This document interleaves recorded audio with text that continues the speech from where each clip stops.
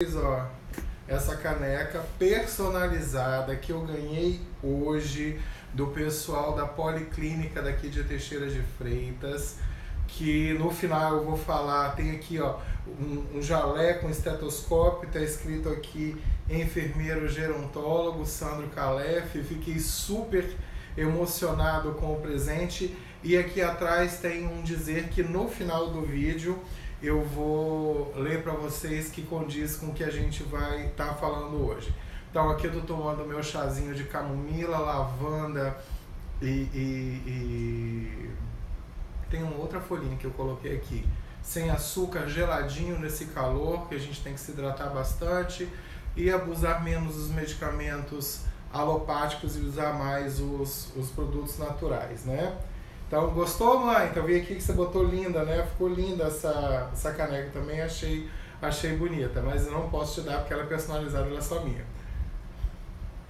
Então, gente, sobre o que aconteceu na semana do Envelhecitude. Até hoje de manhã eu não sabia muito bem o que a gente ia falar, porque nada muito extraordinário tinha acontecido, uma coisa ou outra, mas eu entreguei na mão do Papai do Céu e falei assim, até às 20h30 vai acontecer alguma coisa. Não aconteceu na semana do Envelhecitude. Então, estou aqui na mão com uma caneta, estou aqui na mão também com o meu caderninho, o meu bloquinho de anotações, que tem tudo a ver com o que aconteceu hoje na semana do Envelhecitude. Eu fui convidado semana passada, né, pela nutricionista Cristiane, lá da Policlínica de Teixeira, juntamente com a Shirley, que é psicóloga, e a diretora da Policlínica, Lisandra, que é colega enfermeira também, para a gente fazer uma roda de conversa sobre o que era qualidade de vida no envelhecimento. Então, Bia, você conseguiu entrar hoje também, né? Que bom, seja bem-vinda. Então, hoje eu preparei a apresentação, algo bastante simples, né? Bem para a gente poder discutir um pouco sobre qualidade de vida, e coincidiu que foi o vídeo de domingo do Envelhecitude no YouTube, né? Então, vamos lá. Fiz a clássica apresentação de quem eu era, o que eu fazia na vida, uma breve trajetória do meu currículo, e falei com eles que a gente não ia palestrar, não ia ter palestra nesse dia. A gente ia fazer uma roda de conversa e a gente ia trocar experiências. E eu vi que eu não troquei somente experiências, eu troquei emoções hoje com as pessoas, né? Cheguei ao momento da nossa parceria lá de realmente me emocionar, ter que segurar muito a minha emoção no momento da fala de uma senhora que estava presente. Então, vamos lá para números, que o que está aqui no meu caderninho anotado, né? A gente já está indo para os 40, né, Lili? É isso mesmo, bastante tempo, e a gente tem que aprender a envelhecer um com o outro mesmo, trocar experiências. Liliane, minha amiga, Liliane Faria, que a gente estudou junto no Colégio Eliezer Batista em 92, e por aí alguns anos está aqui também participando hoje. Então eu percebi. O que eu percebi não? O que eu vi aqui, e tem número, mostrando por números sobre qualidade de vida no envelhecimento, a percepção das pessoas. Nós tínhamos ao todo hoje, no evento, no auditório pequeno, 35 pessoas. A idade variava entre 41 até 81 anos. Então, pessoas envelhecentes e pessoas idosas misturadas, fora as pessoas mais jovens também, que estavam ali com menos de 40 nesse lugar, que eram os profissionais.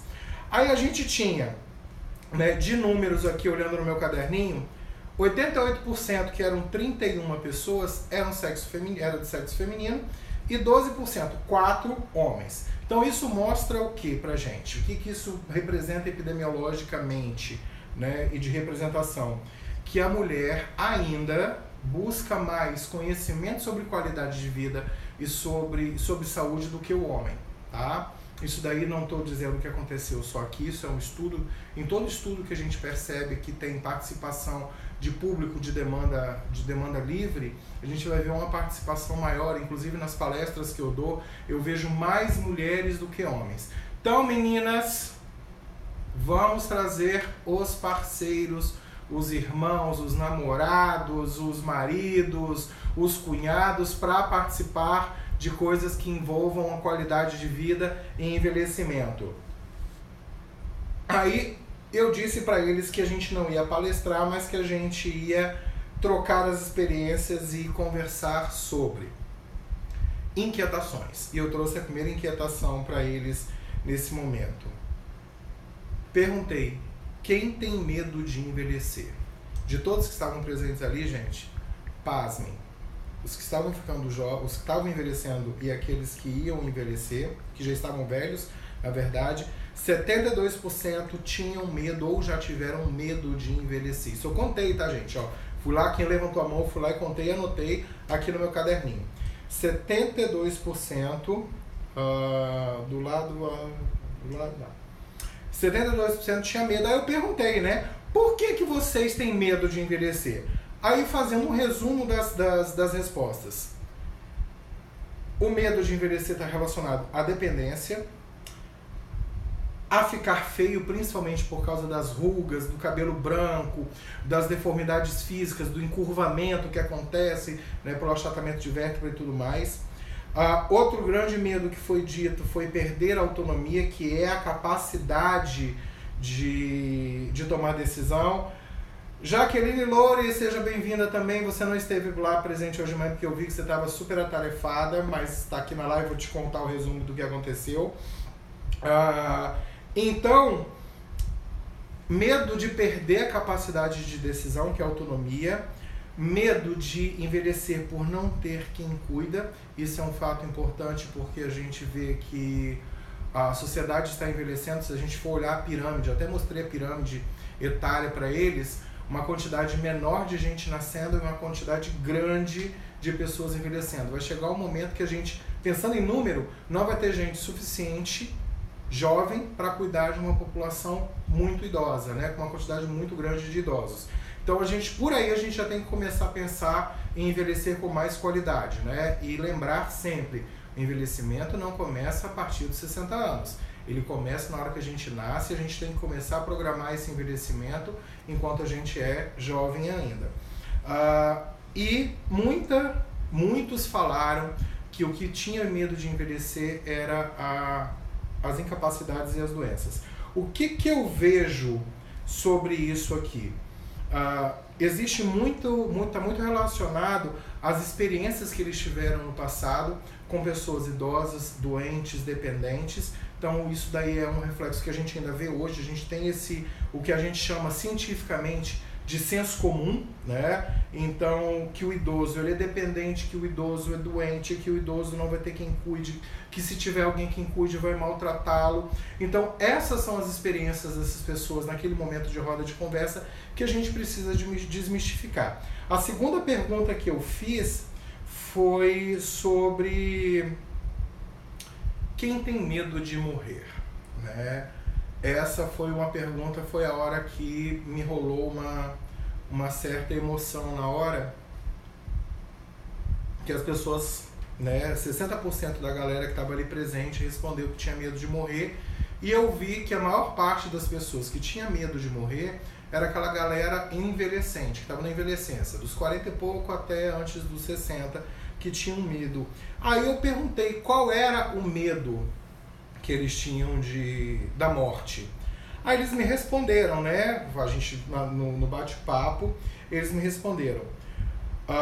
Morte penosa, né? Aquela morte difícil por adoecimento, sofrer antes de morrer, ser maltratado e ser mal cuidado, né?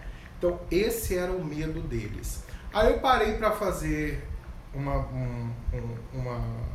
reflexão sobre isso. Minha mãe colocou aqui, né, que ela tem medo de ficar dependente, não de morrer. Então, o que eu vi como percepção disso daí? Que as pessoas não têm medo da morte. Elas têm medo do processo de morrer doente. A nossa decisão de escolher ser doente e sadia, ela é muito nossa, tá? Então, eu posso transformar minha vida para eu não envelhecer doente e não sofrer com este medo de morrer. Né? O medo de morrer doente, o medo de morrer sofrendo, o medo de morrer sendo maltratado. Então, isso também está relacionado às experiências de vida que essas pessoas falaram. E teve uma senhora idosa que essa senhora mexeu comigo, né? O depoimento dela. Manu, minha amiga de faculdade, né? A gente faz esse ano, a gente debuta esse ano em Manu, a gente tem que fazer a nossa festinha de aniversário de formandos. O que essa senhora me emocionou, né? Ela falou que ela não tinha medo de morrer, que ela tinha medo da morte. Aí eu perguntei, qual é o seu medo da morte? Aí foi a hora que ela me emocionou com a história dela. Um olhar muito singelo, um olhar muito doce, né, daquela senhora de mais de 80 anos, falando, eu tenho uma filha especial e eu ainda não sei quem vai cuidar dela depois que eu partir. Desculpa. Recentemente eu passei por uma perda muito grande na minha família, que foi a perda da minha avó, e que coincidentemente ela tinha, semelhante a essa senhora, a minha tia Penha, que tem síndrome de Down. E as duas eram muito parceiras, né? E minha avó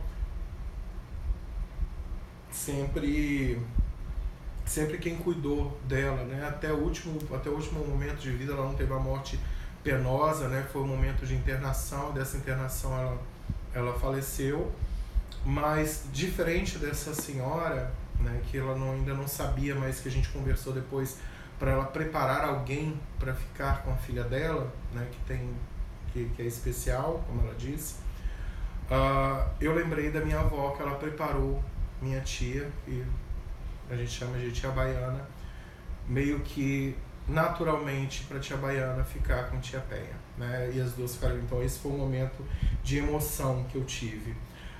Então as pessoas, elas não têm medo da morte, elas têm medo de morrer sofrendo. E eu perguntei para eles, né, mudando um pouco o foco desse hábito de morrer, o que era para eles qualidade de vida.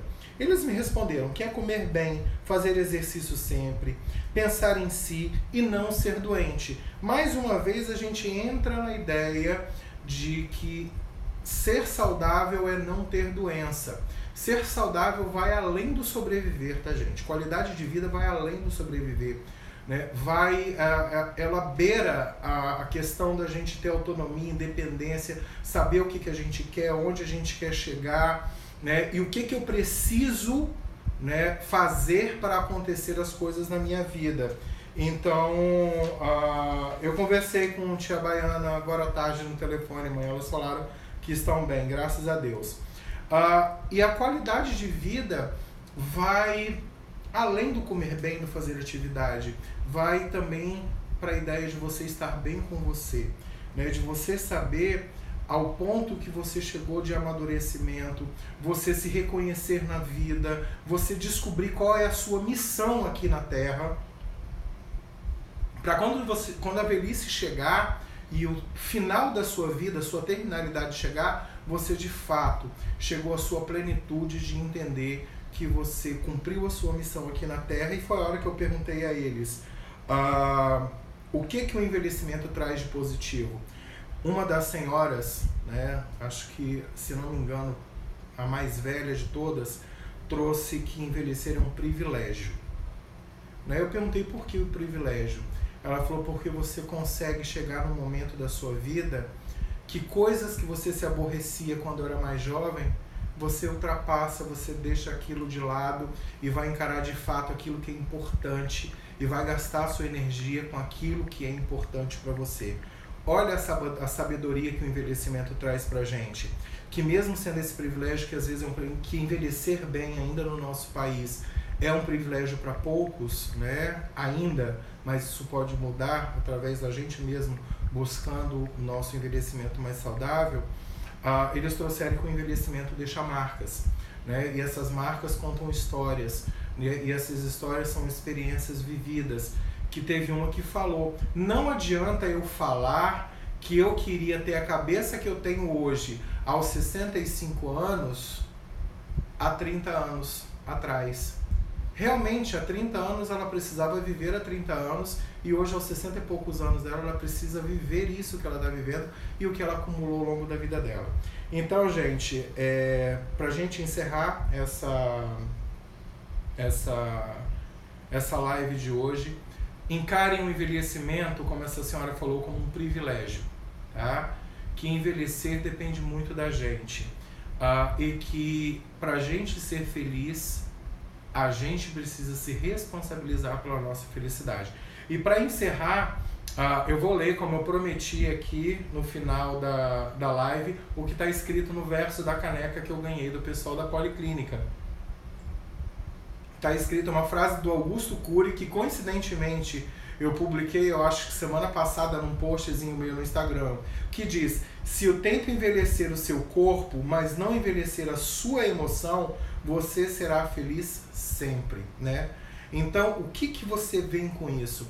Que mesmo que o tempo passe, que seu corpo envelheça, se você se preservar, ser feliz e ter as suas emoções, né, junto com você, a velhice está só no que o corpo físico dá, né? O corpo físico te oferece. Eu dou uma dica para envelhecer bem. Não aceitem dizer que você é velho ou velha e que você não pode mais fazer as coisas. Vá no seu limite, você sabe até onde você pode chegar, tá bom? O exemplo que eu vejo aí a Tina Turner, que recentemente fez um show em homenagem a uma apresentadora, Oprah Winfrey, com 79 anos, dançando, pulando, cantando, respirando ao mesmo tempo, num salto agulha super alto.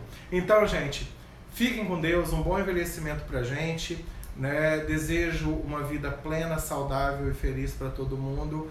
Um beijo no coração.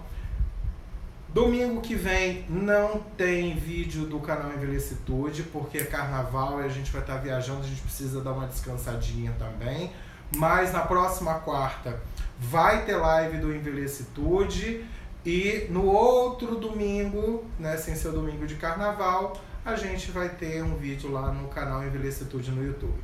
Tá bom, gente? Um beijão no coração de vocês e um excelente envelhecimento para nós.